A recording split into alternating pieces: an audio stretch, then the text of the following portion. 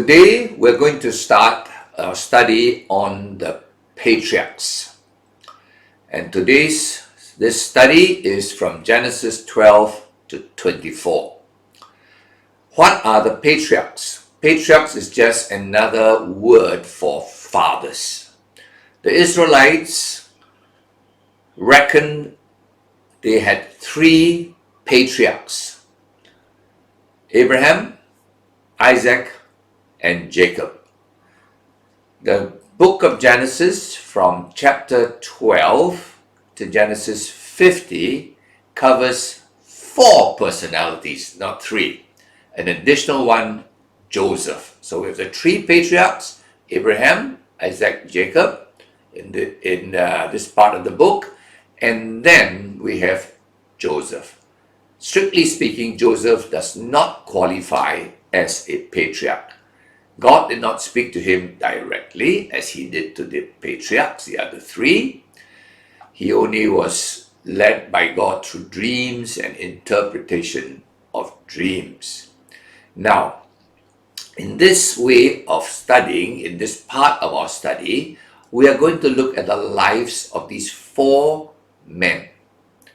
So our focus now is changed. Earlier on in Genesis, we studied the universe, then the world for thousands of years. Now the spotlight is on one family, 4 generations of them.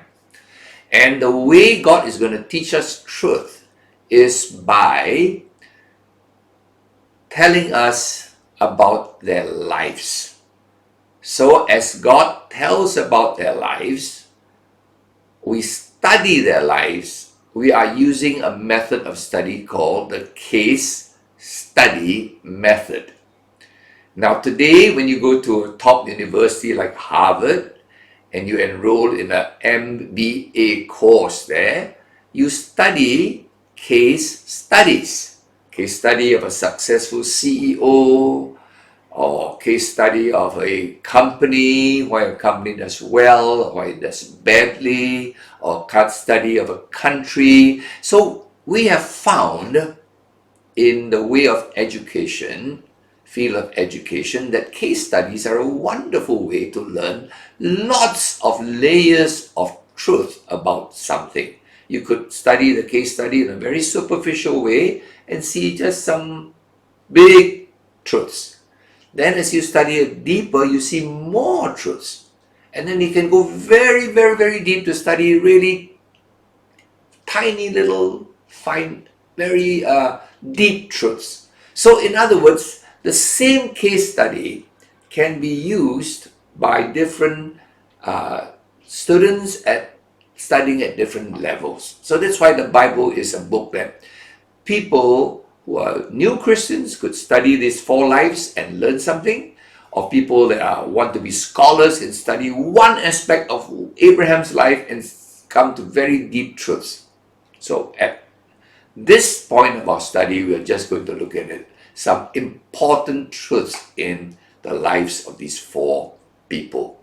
Now let's look at a time frame. The patriarchs, like Abraham, he lived at about 2000 BC. 2000 BC is the time when the great civilizations of the world came about. China, Indus Valley, India, Egypt, right? So basically after the Tower of Babel, they spread, they went to some rivers where there was fertile land, and then people started to build civilizations, all right? So 2000 BC, Abraham. Then we call that the age of the patriarchs. And 1500 BC, we call it the age of the prophets. People like Samuel would come in at this time. Then 1000 BC is the age of the kings. Of course, for the sake of remembering the P's, patriarchs, prophets, instead of saying kings, we say princes. The princes, 1000 BC. Saul, King David.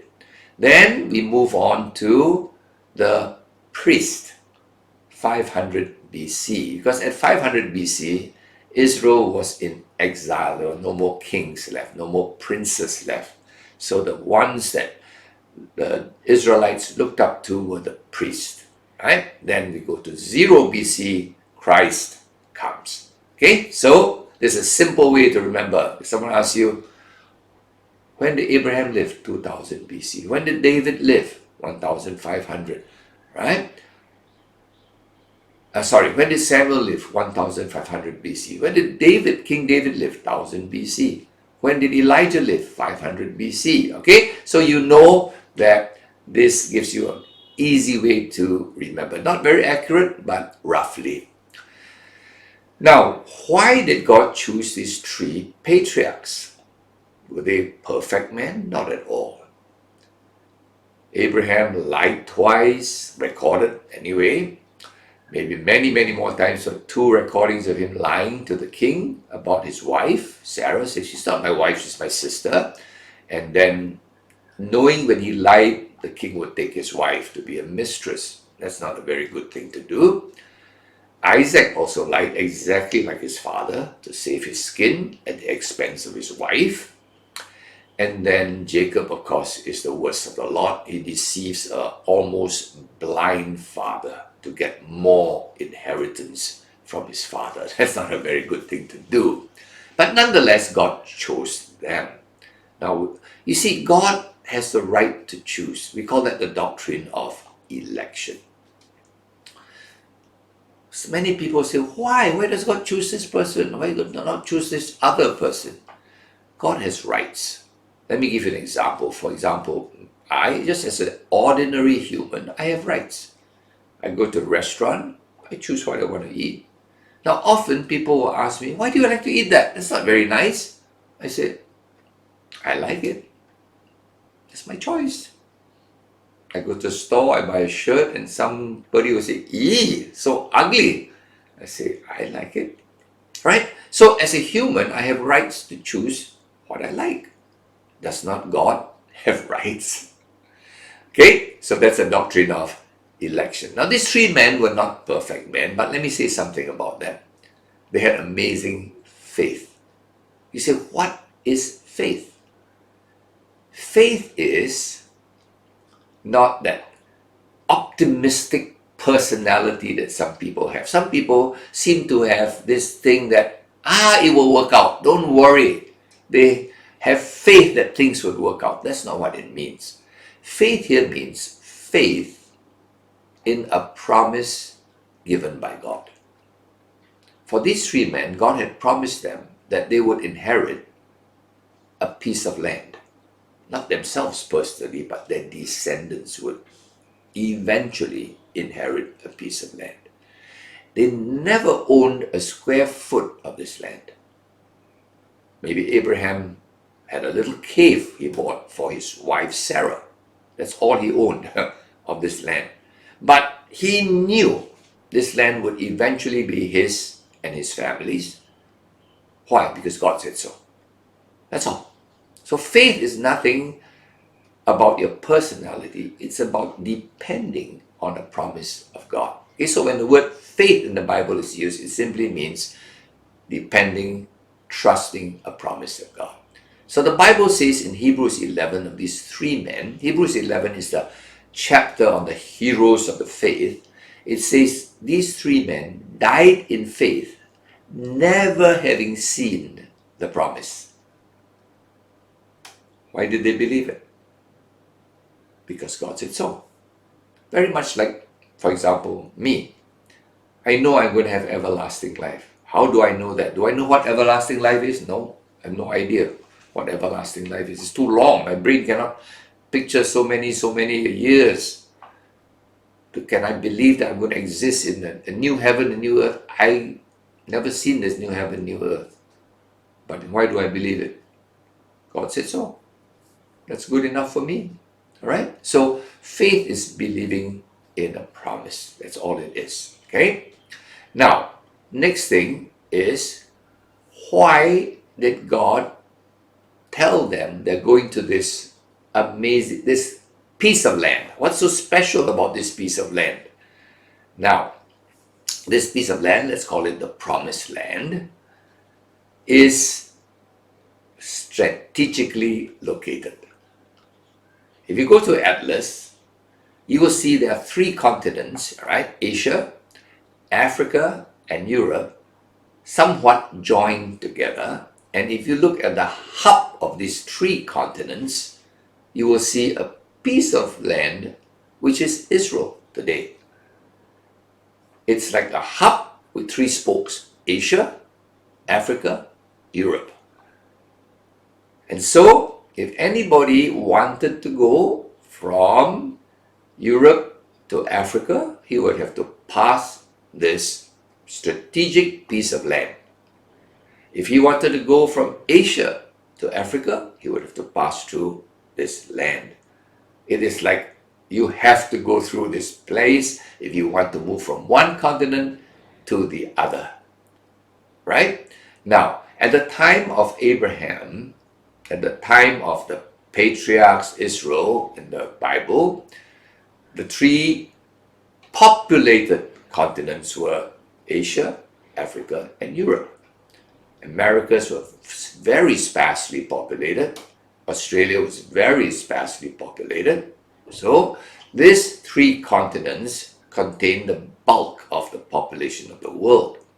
And so, if anything wanted to travel from one place to another, this would be the strategic place, right? So, eventually, God's truth would come out from this place. And how's the best way to spread truth is start with a strategic location so that truth could spread to the gospel, eventually could spread to Africa, Asia, Europe, and it did, right? So this piece of land is strategically located, this promised land, because God wanted this place to be a place where truth is given, where truth can be shared. Now, if you look at Israel, it's a very tiny place, okay? It's about, the present size of Israel is about 30 times the size of Singapore, and Singapore is so tiny. Now, not only is it tiny, but it is a very compact piece of land. There are snow-capped mountains, there are deserts, there are deep depressions like the Dead Sea, one of the deepest depressions on earth. Snow-capped mountains and deep depressions. There's all kinds of climate, all kinds of vegetation. In fact, at the time of Abraham and the Bible times, all kinds of animals there, right? So it was like a world in miniature, okay? So this is the promised land, and this is the stage at which we are going to see a lot of things taking place, okay? This strategic little piece of real estate is literally the stage for most of the things you're going to read in the Bible. Okay, let's now come to the life of Abraham. Chapter 12 begins the life of Abraham, so focus on one man now. Abraham was 75 years old when God spoke to him. He lived at that time in the city of Ur, U-R. Ur is in Mesopotamia. Mesopotamia, the word meso means between. Potamia means the waters, a river. So this is, the word hippopotamus, animal that lives in the water, the river. Now, so Mesopotamia is the land between the Tigris and the Euphrates River. Two massive rivers, okay? And very fertile land. If you check in Google, you'll find that at the time of Abraham, about 2000 BC, was a very sophisticated city. Amazing. There were brick buildings, nice houses, even running water at that time, 2000 BC. So at the age of 75, living in the prime city of the world at that time, God says to Abraham, leave your city, go to this land I'm going to show you. You've never seen yet. What? At 75, you call Abraham out from this beautiful place at this age to go to a land he's never seen, to live in tents for the rest of his life, And yet, you know what Abraham did? He obeyed God. God said, go, he went. Now that is amazing. And then immediately in the second verse, that was the first verse I just spoke about. Genesis 12 verse 2 begins, God says, I will make you a great nation. I will bless you. And I will bless you to be a blessing to many other nations. I hope you see the word I will 3 times in Genesis 12, verse 2 and 3. I will. And later on, God adds, I will give you this land, this promised land. Okay? Now, this is what we call in Bible a covenant. It is like a king, a very strong king, going to a smaller kingdom and telling the kingdom, hey, come into agreement with me. I will protect you. I will provide for you. And all you have to do is obey me. Okay? So that's what a covenant is. A covenant is an agreement between two parties, but not two equal parties. One superior party and one inferior party. Technically, a marriage in almost all cultures in the world are covenants. Not two equals coming together is what modern people think. Marriages traditionally have been a man taking a wife. A man saying to a lady, I will provide for you. I will protect you.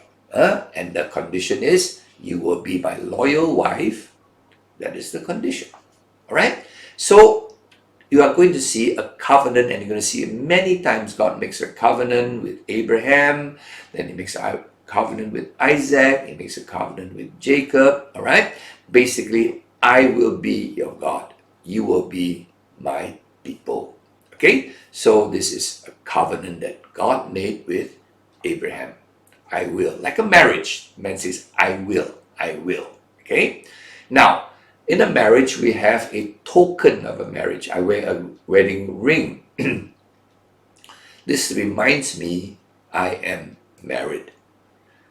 The token for God's covenant with Israel is circumcision. The skin of the flesh is cut off, and every time a Israelite boy stands up to urinate, he is reminded he is in a covenant with God. He has to obey this God. All right? So this reminds me, circumcision is the token of the covenant that Israelites had. Very important to them. And then as we go on in Genesis chapter 12, shortly after this, Abraham builds an altar. What does it mean to build an altar? It means he sacrificed. All right? Don't build an altar for nothing. You build an altar to sacrifice an animal. And Abraham built an altar, and the Bible tells us 3 times he built an altar and he sacrificed an animal. That was his way of worshiping God. He probably had learned it from Abel, the son of Adam. Okay? And you know, almost every culture has an altar and a sacrifice. Almost every culture. When I went to China, I went to the Temple of Heaven. Very interesting place. A lot of symbolism of the Bible there. The roof is 3, number 3. And then there are a lot of number 12s around. And then there was a very significant altar made of stone. And then I asked the guide, what is this? He says, oh, this is where the emperor would offer a bullock for the people. The emperor's job really was not to make laws. The emperor's job, number 1 job, was to offer a sacrifice to the God of heaven. All right? So that the God of heaven would be pleased with China and bless China with good crops, etc. Okay, so every culture has this altar and sacrifice. They've all probably learned it from this ancient ancestor of ours called Abel. Right? So now we see another interesting thing. Almost immediately after he's on the covenant with God, he's built an altar to worship God. He encounters a famine. Oh my goodness. I'm living nicely in There is no famine in because is between two massive rivers that never dry up. And now I come to this covenant with God and I face a famine, no food to eat. You see, this is very important for us to understand because there's so much health and wealth theology being taught nowadays that tells us the moment you come into a relationship with God, everything will be well. You will have health and wealth. Now, I'm afraid the Bible doesn't teach that. The Bible now tells Abraham, you're going to be through a famine. Wow. And you know what they did when they had a famine in the promised land? They ran down to Egypt. Okay? Because in Egypt is not rain fed. Famine is usually caused by no rain. Egypt is river fed, the Nile. And the Nile never dries up. So you'll find they run down to Egypt. And when Abraham runs down to Egypt, he realizes that he's got this pretty wife of his, Sarah, and she's so beautiful that, it's a way of the Egyptians to recommend any beautiful girl to Pharaoh to be taken into his harem, among his concubines. And so Abraham realizes that and says, hey, Sarah, tell them you're not my wife. If they know you're my wife, you know what Pharaoh's going to do? He's going to kill me and take you. So just say you're my sister. And that way, I will survive. But in that way, Sarah will end up in the harem of Pharaoh. You see, so Abraham wasn't that perfect man that we think he was, okay? But nonetheless, he had something very special called faith. He was willing to leave at 75, go to this place, live in a tent for the rest of his life because he had faith in a promise of God. And God counts faith as something very important. Okay? To depend on God and trust God is the most important thing a human being can have. All right, so we go on to look at the life of Abraham very quickly. We don't have to go through every story because this is not a PhD study, a case study. So, along the way, God promises Abraham and Sarah that they would have an offspring, a child, a son, to inherit that promised land. But after 10 years, no son came. And so Sarah loses her patience and she tells Abraham, God, I think, forgot about us. Go into my Egyptian slave, have relationships with her, and get a son through her.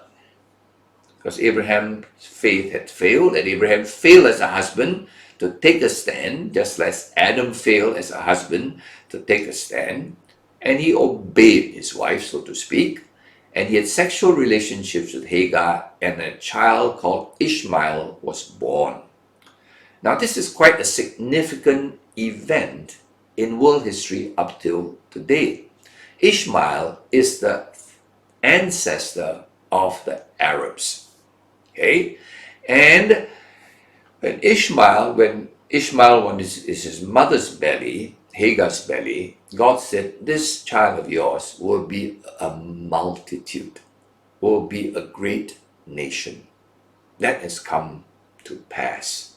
Today, the Arab nation is 400 million strong. That's a big family, 400 million. One of the biggest families in the world today. Interestingly enough, The prophecy of God on this child in Genesis 16 verse 12 says, he will be a wild man. That's the King James translation, wild man. But in other translations, more accurately, it says, he will be a wild donkey of a man. Because the word actually in Hebrew is he will be a wild donkey. Now, a wild donkey in the time of Abraham was a untamable animal. Nobody can tame a wild donkey.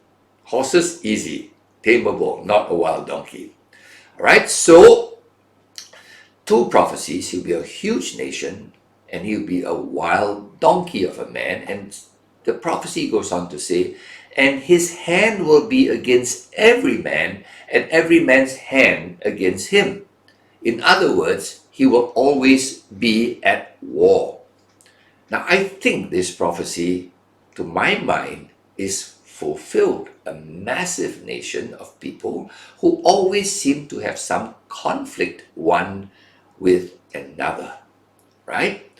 But let's look at how this sin of Abraham, sin of faithlessness, sin of listening to his wife when he should be telling his wife what is right, what it has caused for 4,000 years. 2000 BC till now, 2000 AD, the offspring of Ishmael and the offspring of the half-brother Isaac have been fighting together for 4,000 years. Hardly imagine a family feud lasting 4,000 years. That's a fact. Up to today, the Arabs are trying to destroy the Israelites. Okay? So you see how one mistake can have very major long-term repercussions, especially mistakes of lack of faith. Then we go on to see another interesting story in his life. Where we're skipping a lot. Another interesting story is the story of Sodom.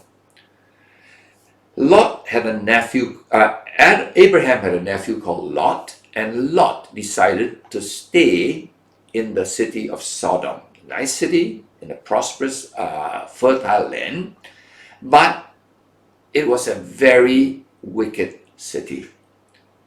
Today we have the word sodomy. Sodomy is male homosexuality. And the word comes from the city of Sodom. Sodom was horrendously immoral. If you read this Genesis 19, you cannot believe there is a city like this, where men, when you bring a guest to your house, men come knocking at the door and say, bring the man out, we're going to have sex with him. All right? I mean, even today, there's no city as wicked as Sodom. But can you imagine the wickedness? We think wickedness is something new. It's always been around since the fall of Adam. And Abraham was told by God that God was going to destroy this city. And Abraham said, God, are you going to destroy this city of wicked people? There are good people in there. If there are 50 good people, how can you destroy it? And God said, 50? I won't destroy it. Then Abraham continues to bargain because his nephew lives there, and his nephew and his children, his family live there, his nephew's family, and Abraham bargains with God. What about 45? Will you destroy 45 righteous men? Will you destroy? God said, no, I won't. And he bargains down to 10. And God's very patient. God says, 10 men? I won't destroy. And then the Bible says something very interesting at the end of Genesis 19. And it says, God left when Abraham stopped communing with God. In other words, when Abraham said to God, if there are 10 righteous men, please don't destroy the city. And God said, I won't. And then Abraham stopped at that point instead of asking for 5 righteous men. And maybe this city would have been spared. But Abraham stopped praying. Now, what lesson can we learn from this case study? You know, God is often far more merciful, far more patient than us. The problem with us is we lose our patience, our faith very quickly. We pray and pray and there's no result. You know what we do? We just stop. Actually, God is saying, why did you stop? So can I encourage you, when you pray for something you feel really led to pray for, just keep praying. Don't quit. God doesn't answer immediately. Okay? Now, so we see in the city of Sodom these awful things, and then we see one highlight, so to speak, and I call it the highlight of Abraham's life. That is found in Genesis chapter 22. Finally, Abraham has a son now. His son is growing up nicely. His son's name is Isaac, and is his only son, not counting Ishmael, is not his son from a illegitimate relationship. This is his only real precious son whom he loves. And one day God says to him, hey, Abraham, offer Isaac up for a burnt offering. Whoa! A burnt offering means you put him on the altar, just like all the other animals you put on the altar. It's firewood, and just burn him as an offering to God. Okay? Now, Abraham obviously loves his son, and furthermore, Abraham knows the promise that God gave of the land has to go to his son. This is his only son. If I kill this son and burn him, then I'm destroying the promise of God.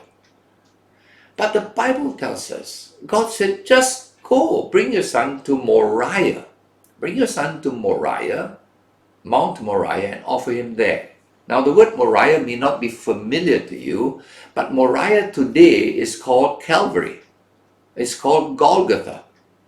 This is the same mountain where 2,000 years later, the Lamb of God was crucified for us, right?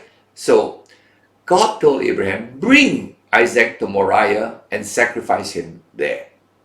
You know, the amazing part in Genesis 22 says, Abraham woke up early that morning. He heard the order from God, go to Moriah and sacrifice your son. He woke up early in the morning to go. Wow. This man's faith is amazing. Can't believe that. Imagine God asked me to do that. I would try to delay it as long as possible, hoping God would change his mind. All right?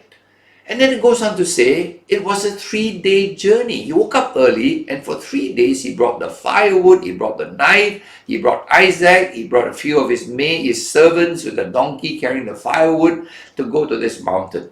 For 3 days he did it. You know, 3 days is so many chances to change your mind, but he didn't. Can you imagine what went through his mind? 1,000 horrible thoughts, but one thing sustained him. God said, I will give you the land. Now, to you and your ancestors, to your descendants. But this is my descendant. Even if I kill him, maybe God's going to do something. I don't know what it is. He never heard of resurrection yet, right?